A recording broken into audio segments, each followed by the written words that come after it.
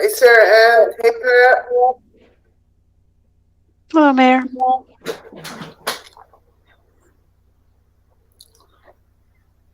Hello. Hello. Hello, John. Are you there? Yes, I am. Hello, Mayor. Good. Hello. Hi, Ron. Hi, John. You gonna take some time off, get away? Yes, end of the month. How long will you be gone? A little over a week, like leaving the Friday before Memorial Day, come back the Monday following. So Hey, Peter. Hello. Good evening. We're going to Vermont this weekend, and the place we're staying says we should bring our vaccination card, which we will. Oh, So, yeah.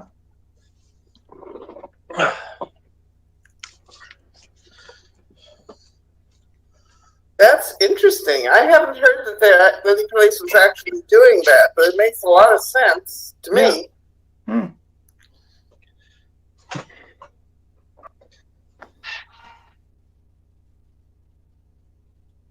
Good evening. Hello, Ryan. Hey, Charlie. Hello, Ryan. Hey, Tony.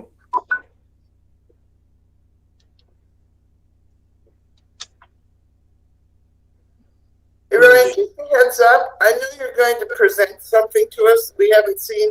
It would be really nice if we had a chance to see it, at least for a little bit of time ahead of time, so we could at least know what questions to ask. Okay. So, Yeah, Mayor, just as an FYI, I have a new laptop. oh, I thought so. I mean, you look much better than you did in the past. Yeah, well, I took it into my computer guy, and he said, you got a lot of things going on. He goes, nothing that would affect the video card, though. He said, but it's going to cost you X amount of dollars, and for a couple $100 more, you can get a new one. Well, you look better, you sound better, you're right on time as opposed to 10 seconds behind. So, Right. Congratulations and welcome to the new world. Well, I didn't really pay for it. My ex-wife did. Oops. Indirectly. Hello, David. Good evening, Mayor and everybody. Hi. Oh, All right, I see the town hall is going to be open on the 24th now, going forward. Yeah, so Is that right? full opening to the public on Monday. All right, I'll have to get with you about scheduling.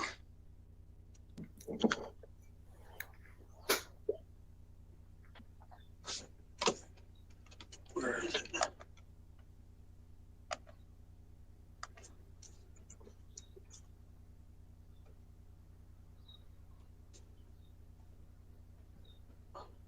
Hey, Carrie. hi, Jerry.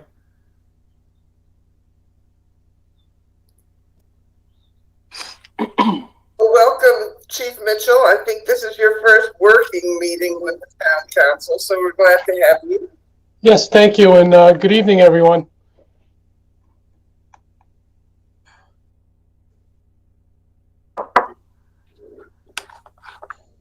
All right, it's 7 o'clock, and I'm going to call this special budget meeting of the town council to order. This is Ryan, have we seen an agenda for this meeting? I believe Tasha circulated an agenda yesterday. It's a one item agenda, basically a review and consideration of the town manager's proposed adjustments to the FY 21-22 operating budget. I just found it. Okay. Excuse me, Mayor. Do we want to be recorded? Yes, we do. I don't believe we are, right? This There we go. conference is no longer this conference will now be recorded. All right, I am calling this special meeting of the Mansfield Town Council to order. This is a special meeting of May 18th, 2021. It is a budget work session, and we are here for a single purpose, and that is to hear staff's amendments to the budget, which we had requested prior to this meeting. So the first item on the agenda is a call to order, roll call. Ms. Chang, could you please call the roll? Yes, Osberger. Here. Berthelot. Here. Bruder. Mr. Bruder will be joining us probably in about a half an hour. Okay. For Tony. I assume Mr. Tony is still away on work issues. Freudman. Freudman here. Kotchenberger. Here. Moran. Here. Shuren. Here. Shaken. Mr. Shaken has been called away on a work issue, so he will not be joining us this evening. So we still have a quorum. So the next item on the agenda is staff reports. Are there staff reports? Not at this time. Okay, then we have review and consideration of the town manager's proposal. And before you do that, I would formally like to welcome Chief Mitchell to his first working meeting on the Mansfield Town Council. There was a very nice article about you in the Chronicle this week, so the public will have gotten a chance to know who you are. So, and we're looking forward to getting to know you better too. Thank you, Madam Mayor. Appreciate it. I look forward to working with the council and being part of Town Manager Aylesworth's management team. Thank you. You're welcome. Okay, Mr. Aylesworth, you want to proceed? Thank you, Mayor.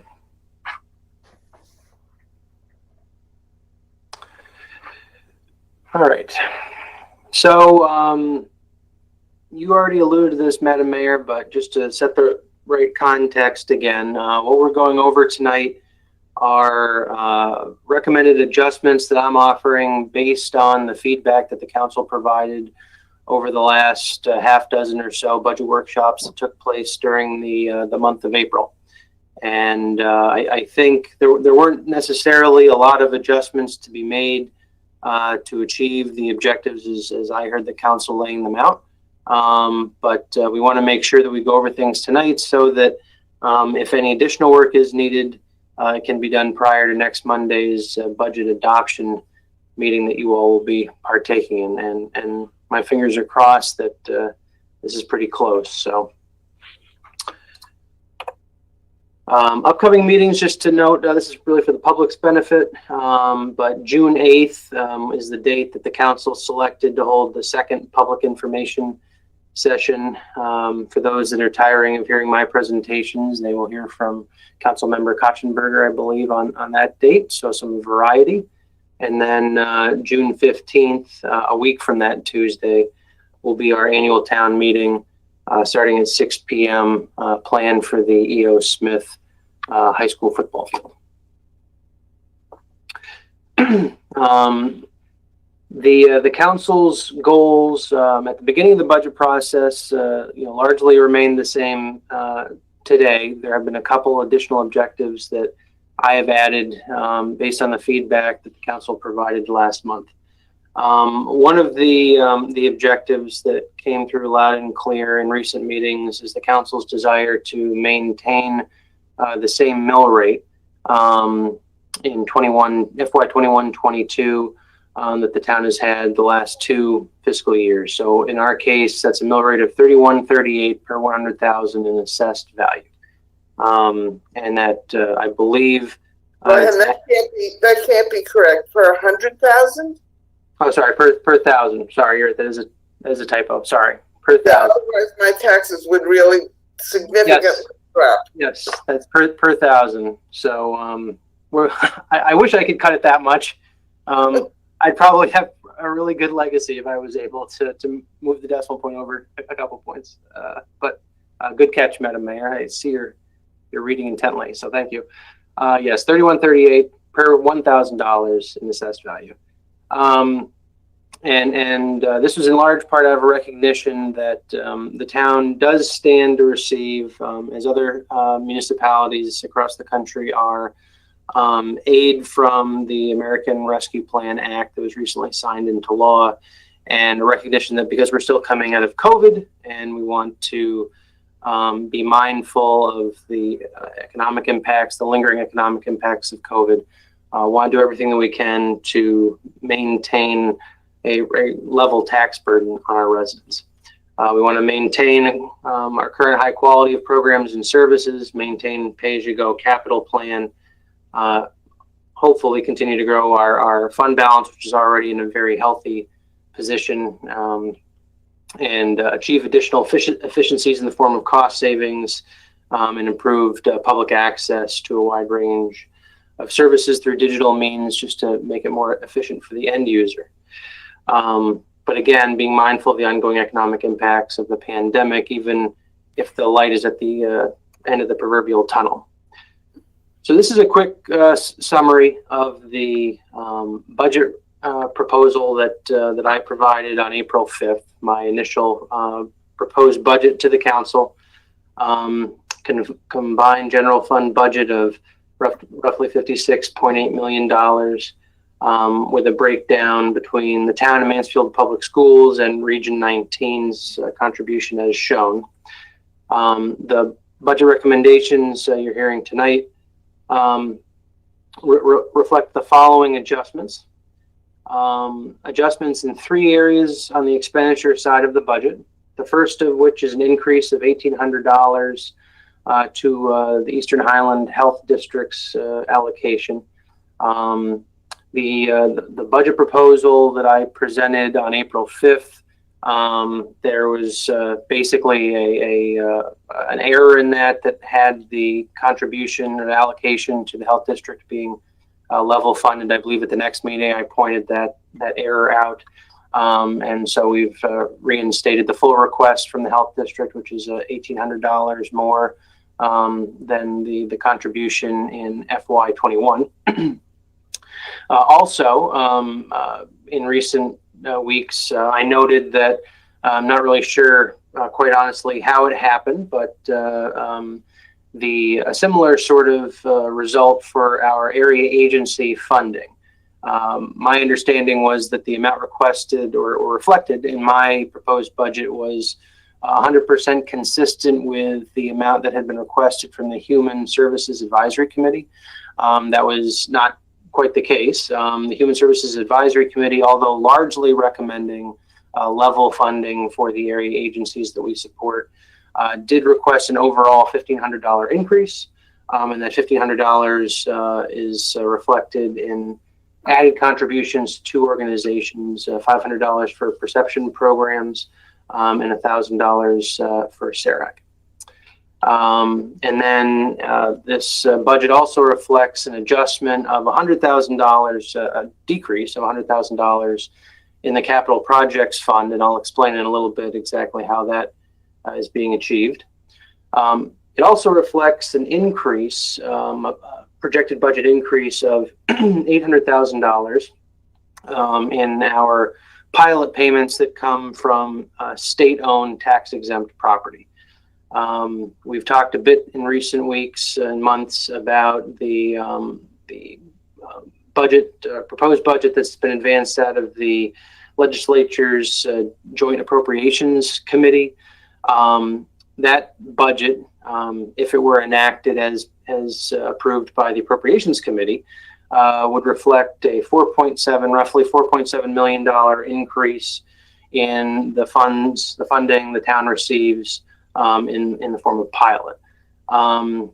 While that would be, perhaps very welcome news, it's also no guarantee that level, which would be a close to, or actually slightly more than 50% increase in our total pilot funding, that's ultimately what will be passed by the legislature and signed into law by the governor. So after much deliberation, staff does feel that programming a $800,000 increase, and this is reflective of a new pilot funding formula that's been enacted by the state legislature.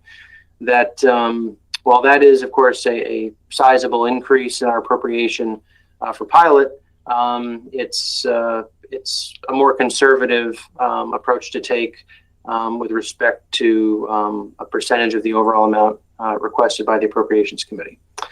Also, the revenue budget is being adjusted by $100,000. We had talked about how ambulance fees have been down during COVID-19 because there have been fewer people seeking ambulance transport services during the pandemic.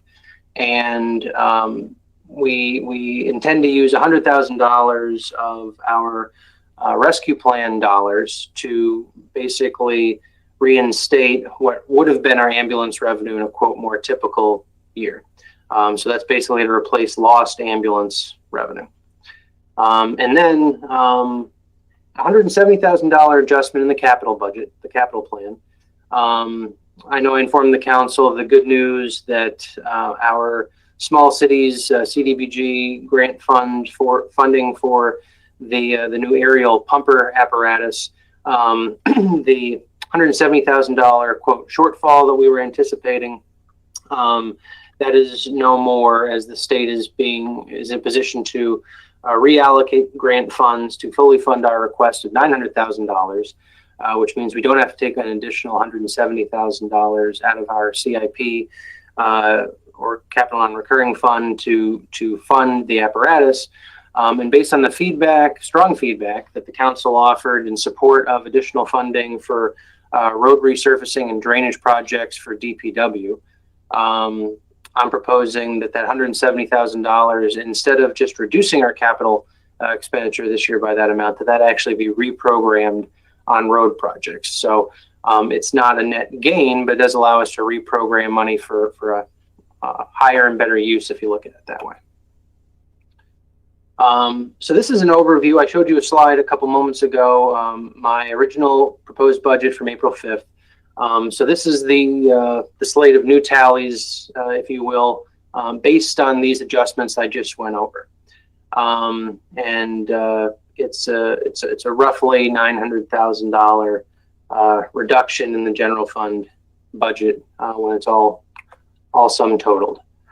So this was the original proposed budget from April 5th. And again, a breakdown, by entity at town, Mansfield Public Schools and Region 19, with a grand total of a 3.2% increase overall.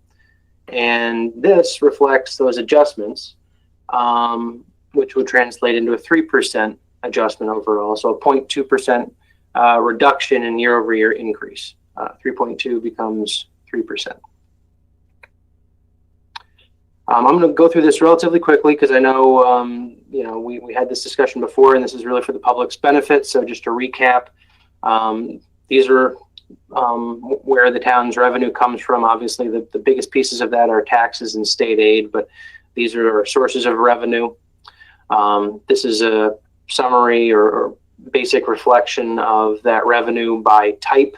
And again, you can see the vast majority is in the form of intergovernmental, which is our pilot and education cost share funding, and then revenue from taxes. This is a breakdown not just of this year's proposed budget, but the last 5 years, including the coming year's proposed budget, percentage splits amongst each of those categories of revenue. And what I really wanted to show here, because the previous slide essentially showed the same information for the coming budget year, I wanted to show the 5-year history so that you could get a sense of how relatively stable those percentages have been over time. Quick summary of our growth in the grand list. Overall, we're showing around a 2.5% increase in our grand list. Real estate has been the lowest percentage rate of increase over the past year. Personal property and motor vehicle coming in at a little over 7% and a little over 7.5% and a little under 5% increase respectively. For a total net valuation of just under $1.2 $1.2 billion. This shows our net grand list change over time. If you fit a line to this, you would see pretty steady rate of increase, not exponential growth by any stretch, but pretty steady, reliable increase over the past 10 years. When it comes to revenue outlook, already touched on this a little bit. I'll expound on it some. The governor's proposed biennial budget, which came out in the winter, basically reflected level funding when it comes to all forms of municipal aid, a pilot included. So it wasn't a bad news budget from that standpoint, but it wasn't going to move the needle an awful lot, and was going to, keep state aid essentially level from one year to the next. The new law, House Bill 6516 that I referenced earlier, changed the pilot funding formula, and this has been signed into law. The law established 3 tiers of pilot funding based on relative per capita property value. Tier 1 is for municipalities with an equalized net grand list per capita of less than $100,000, and that includes Mansfield. And the law sets payment levels to Tier 1 municipalities at 50% of the assessed value of tax-exempt property. And so with this new formula in mind, the Assembly's Joint Committee on Appropriations proposed a biennial state budget that reflects a net increase of $4.7 million in municipal aid to the town of Mansfield.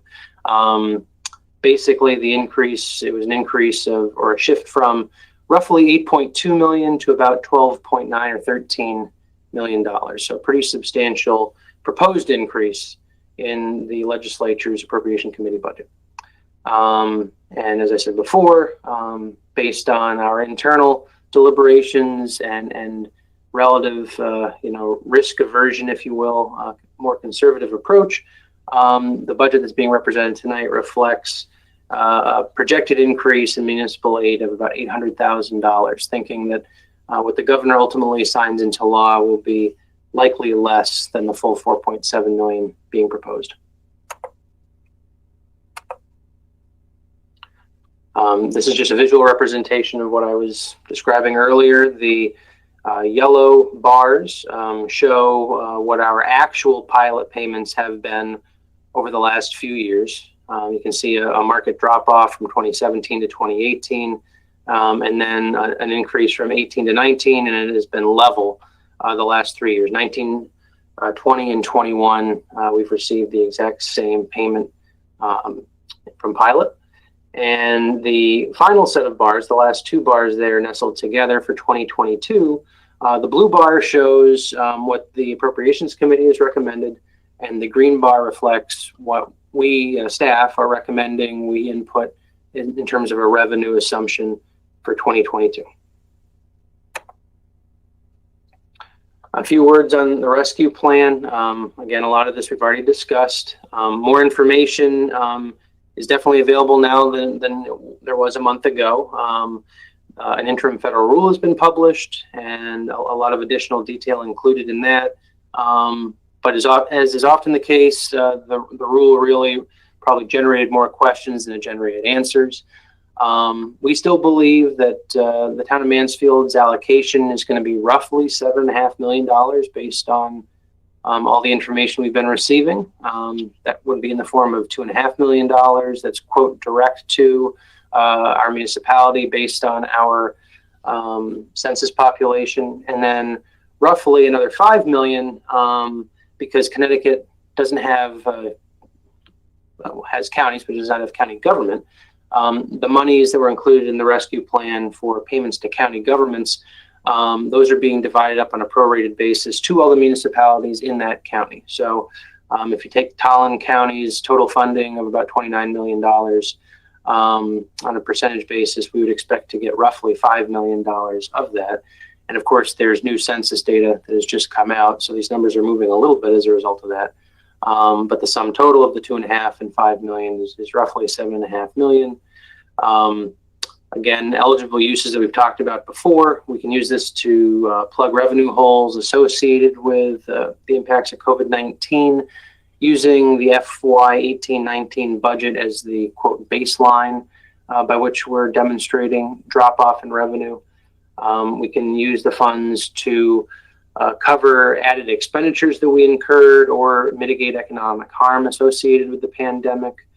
One of the things that's not necessarily on this list, but is also an eligible category is, facility upgrades, or basically projects that would reduce the potential of another COVID outbreak or a future pandemic.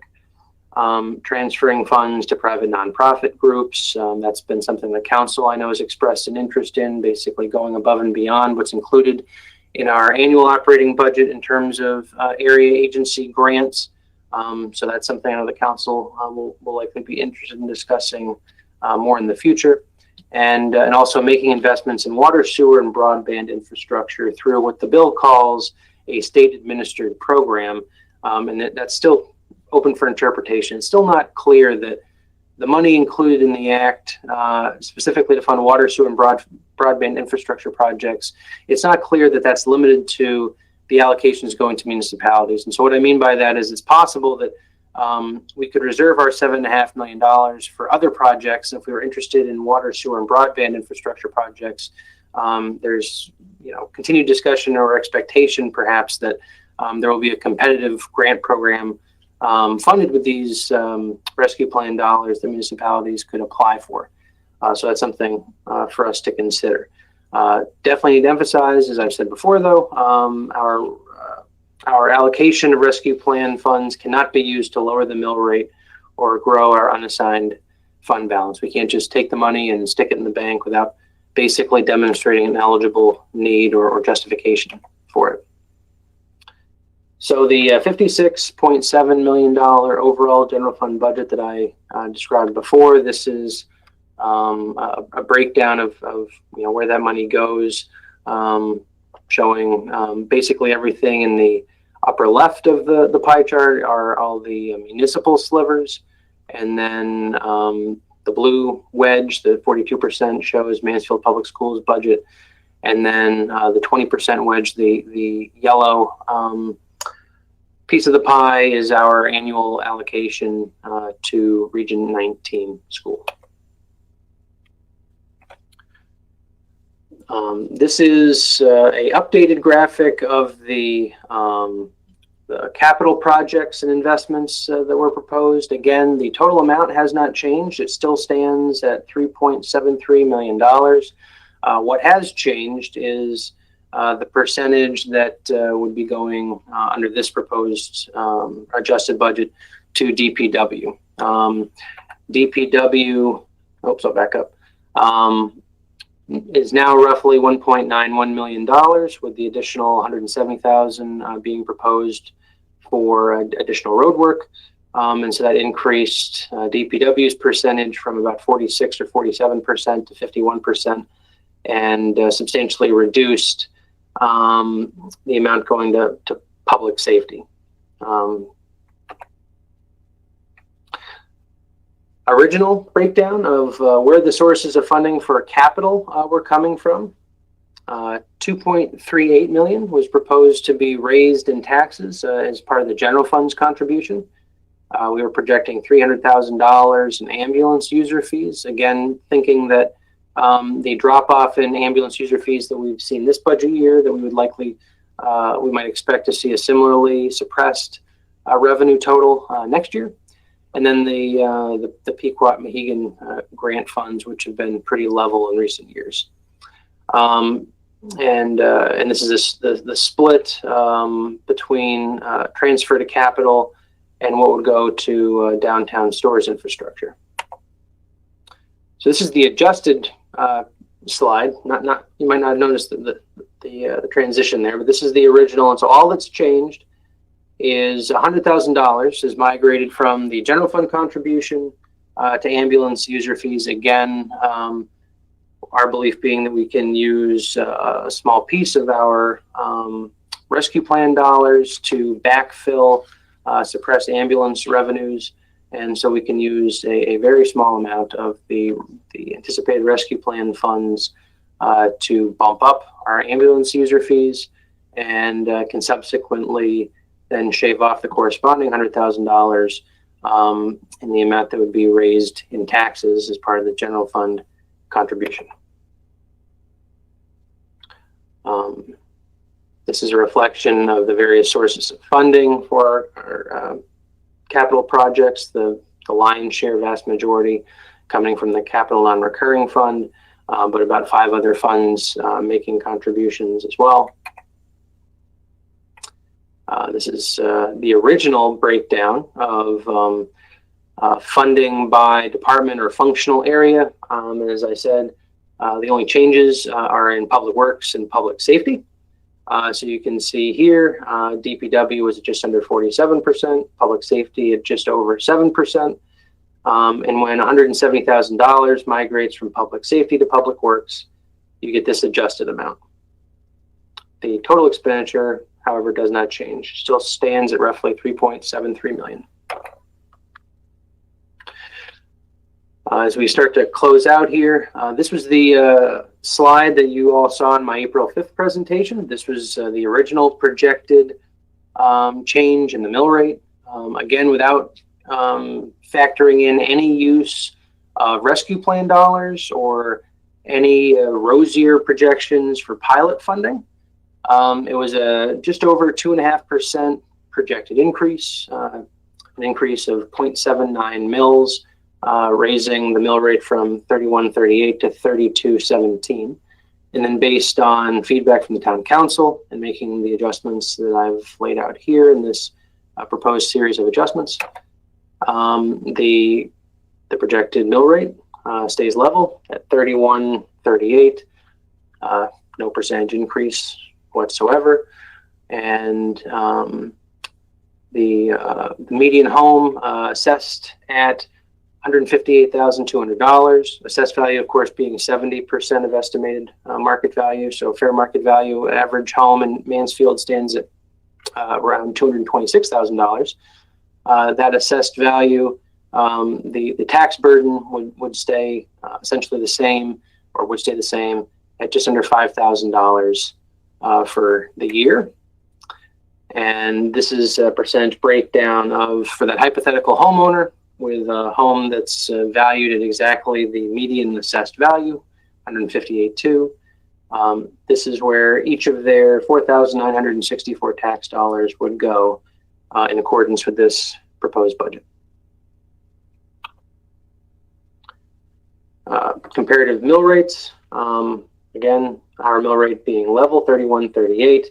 I would point out, though, that this comparison town average mill rate of 37.82 is based on other towns' mill rates from FY 2021. So if their mill rates are going up or down, that average will obviously change a little bit, but it certainly is within the ballpark, and certainly gives us a general sense of where our mill rate stands relative to other towns we're using as a basis for comparison. So to summarize, level mill rate, 3% increase in the grand total of the general fund budget, which is a 0.2% reduction from my original proposed budget. Reflects, this is obviously, it's debatable semantics, but what we're calling conservative assumptions with respects to adjustment in pilot funding. Not as conservative as saying there would be no increase, but not as conservative as saying that the $4.7 million increase proposed by the Appropriations Committee would go forward. So it's kind of a catch weight, if you will, but definitely on more of the conservative end of that spectrum of $0 to $4.7 million. Again, we're not really proposing using hardly any rescue plan dollars to plug holes in the operating budget, only that $100,000 in lost ambulance revenue that was discussed, which has an impact on how much we're transferring out of the general fund for CIP. This budget funds current services at our high levels, does not include the creation of any new full-time positions, meets contractual and non-discretionary obligations, and continues our pay-as-you-go capital program and grows the investment. We talked about that in previous meetings. This is a more substantial investment in capital than recent years. We're playing a bit of catch up on several fronts, including facilities. but it's a pay me now or pay me more later, so to speak, proposition. You already saw the slide, but just to recap, these are the proposed adjustments. Combined decrease of just under $100,000 on the expenditure side of the operating budget. Combined increase of $900,000 on the revenue side of the budget. And basically, no net change in capital, but migrating $170,000 from public safety to DPW. And again, these are the upcoming meeting dates for those watching at home. Next meeting is June 8th, public information session number 2.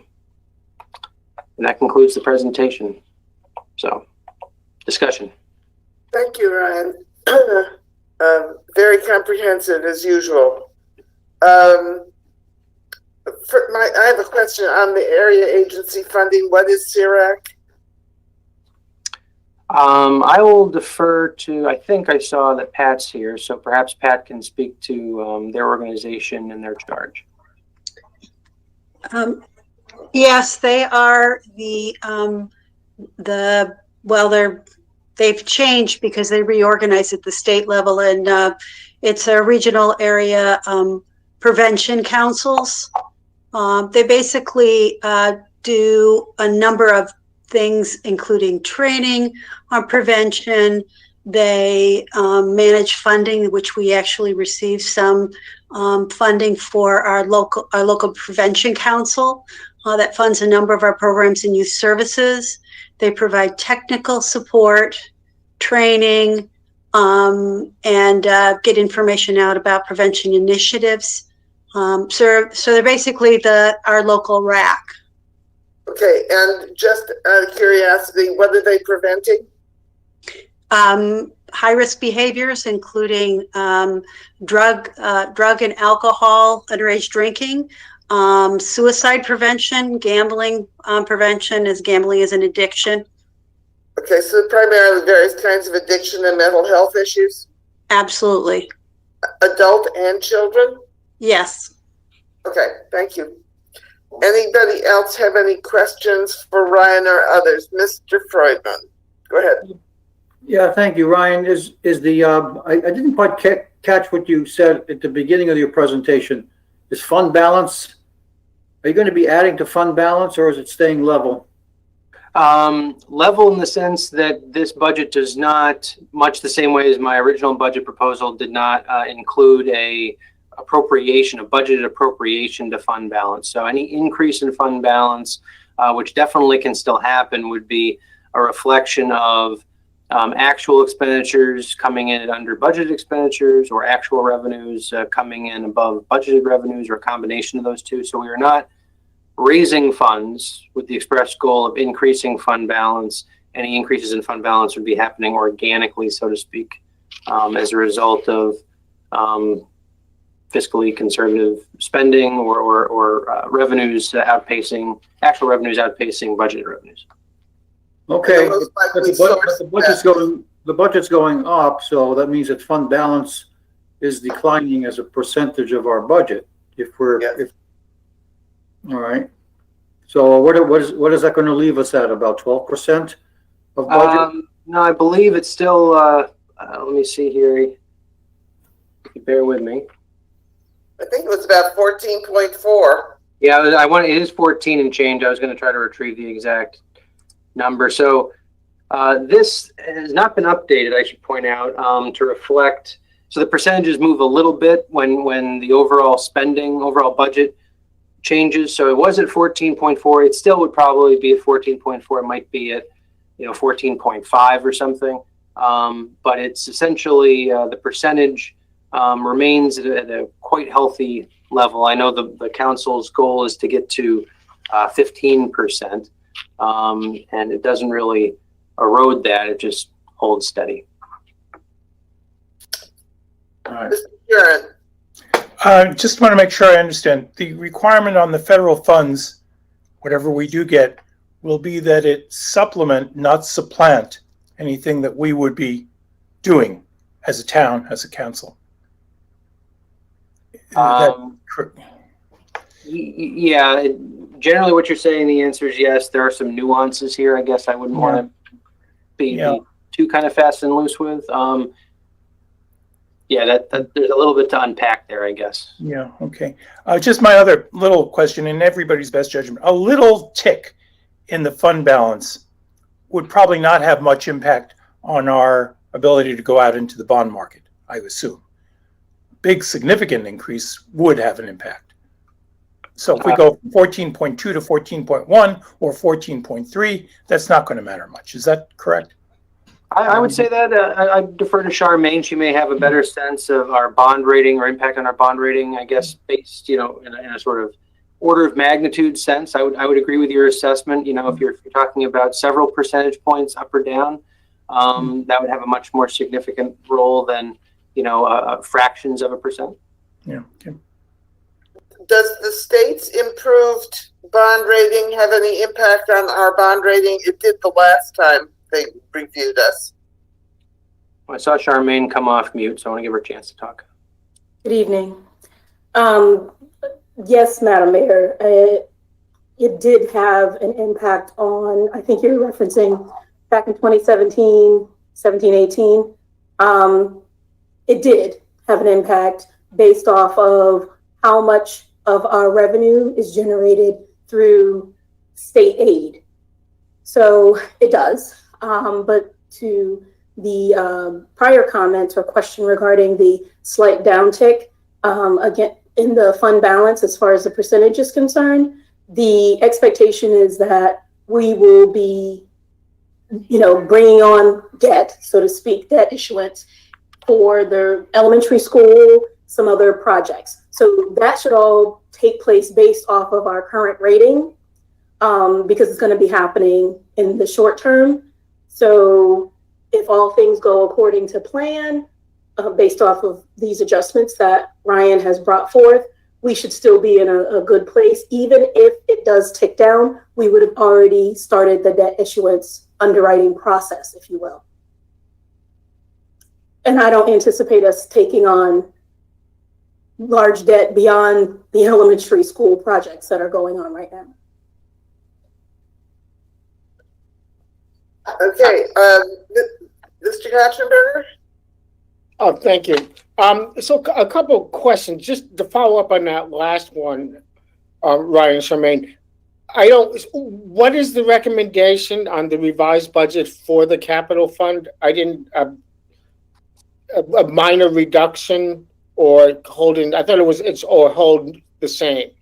The overall, what I'll call investment, the sum total of proposed expenditures does not change. The 3.7 and change $1 million figure that you saw, as part of my proposed budget in April, that dollar amount has not changed. The only thing that has changed is $170,000 that was programmed as part of the town's anticipated need to contribute additional funds for the acquisition of the grant-funded or partially grant-funded aerial pumper apparatus. We learned that we were receiving more state grant funds to cover that gap. And so rather than just reduce our overall investment in capital this year by the $170,000 that we didn't need to spend on the fire apparatus, based on the strength of sentiments expressed by the town council members in previous meetings about increased investment in DPW projects, I propose to reallocate it to DPW. Okay. So the general fund or the revenue, the amount. Oh, the contribution from the general fund? No, I'm sorry. Just in terms of the rainy day, it's not a rainy day fund, but in terms of the fund balance, you're not recommending an increase. I just want to clarify that, or a decrease. Yeah. So for capital, we're not proposing use of any general fund undesignated fund balance to go towards capital. We're not budgeting to increase the unassigned fund balance, but we're also not proposing use of those funds that would deplete it. All right. Second question, and I'm not objecting to it, but on the pilot with the possibility of $4.7 million, why the 17% estimate? Yes, conservative is good, but why, any particular reason why you picked that? And what's the likelihood of the 4.7? Sure. The short answer and honest answer to why the 800,000 is we identified $100,000 for the ambulance revenue offsets. And then with the town council's goal of a level tax rate, the question became, how much would Pilot have to increase in order to achieve a level tax rate based on this budget? And the answer was 800,000. And then we thought about different scenarios and likely outcomes of the state budget process.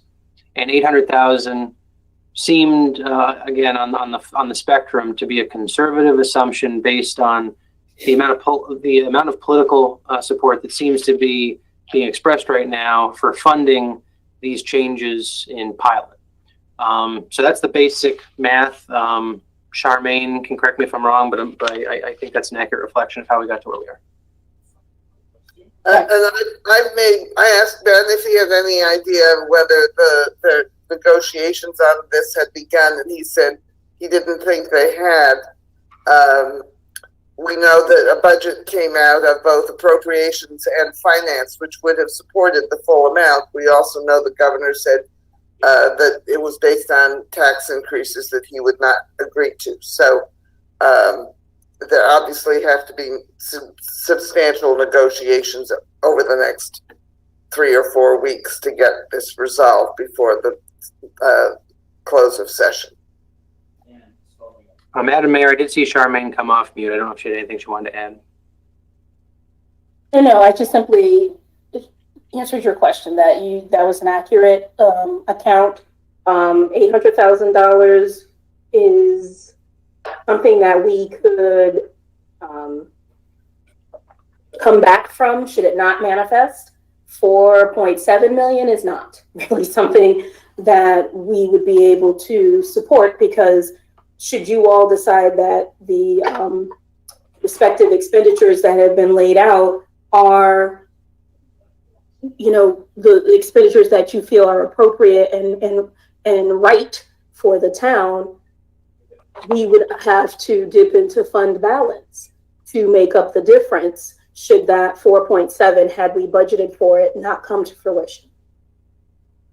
Or you would have to reassess what you wanted to spend money on, because the tax levy would have already been established should this happen after our June 15th meeting.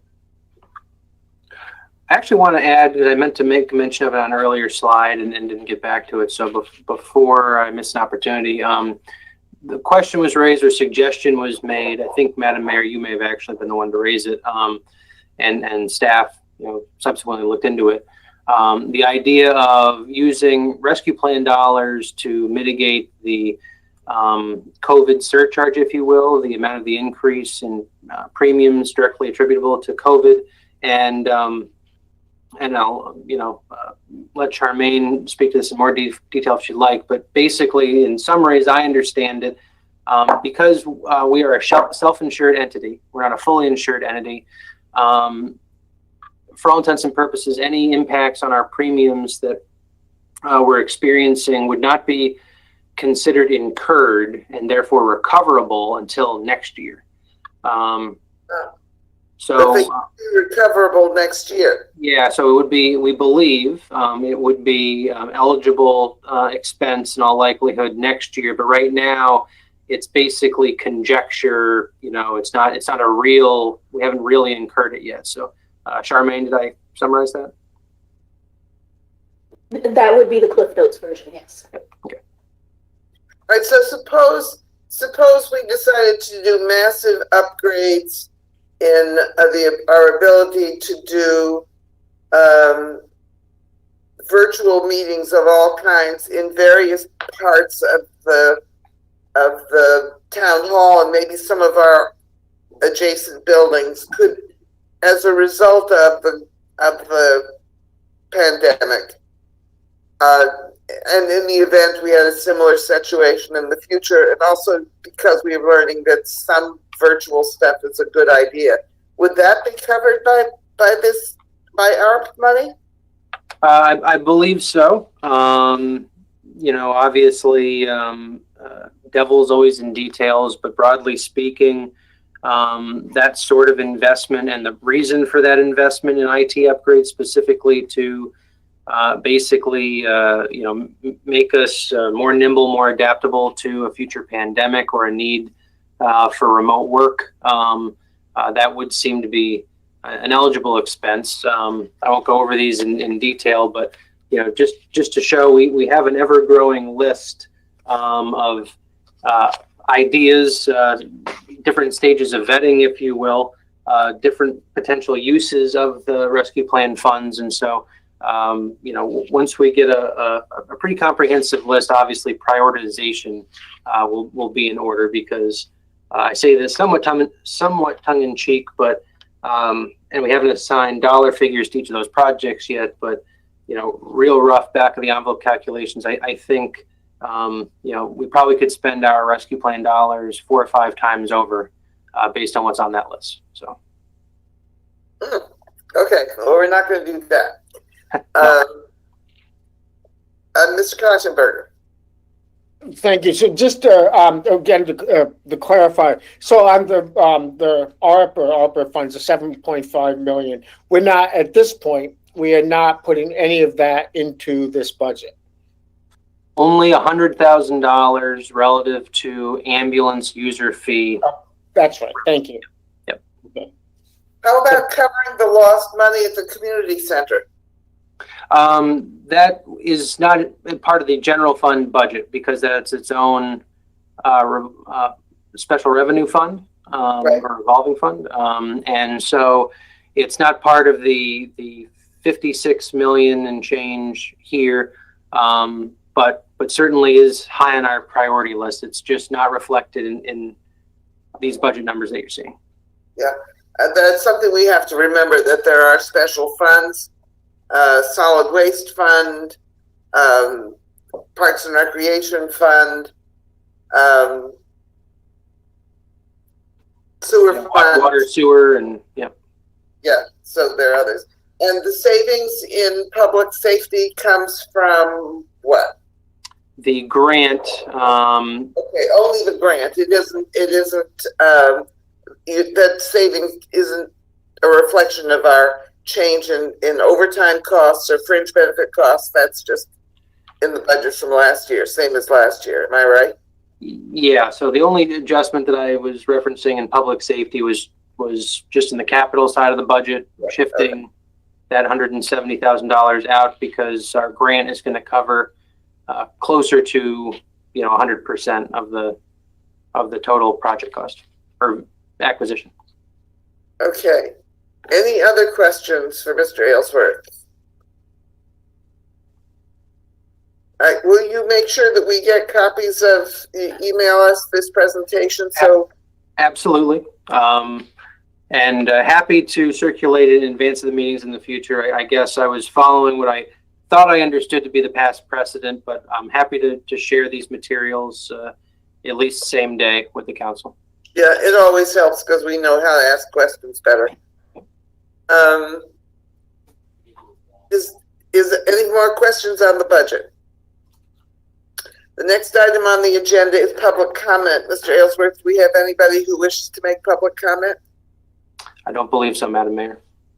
All right. Then I believe a motion to adjourn is in order. Ms. Berthelot makes it. Mr. Shuren seconds. Does anybody object to adjourning? No. Okay. Good night, everybody. Thank you, all the staff, for spending this extra time with us. Right. Thank Night, you all. everybody. Be well. Thank you. Right.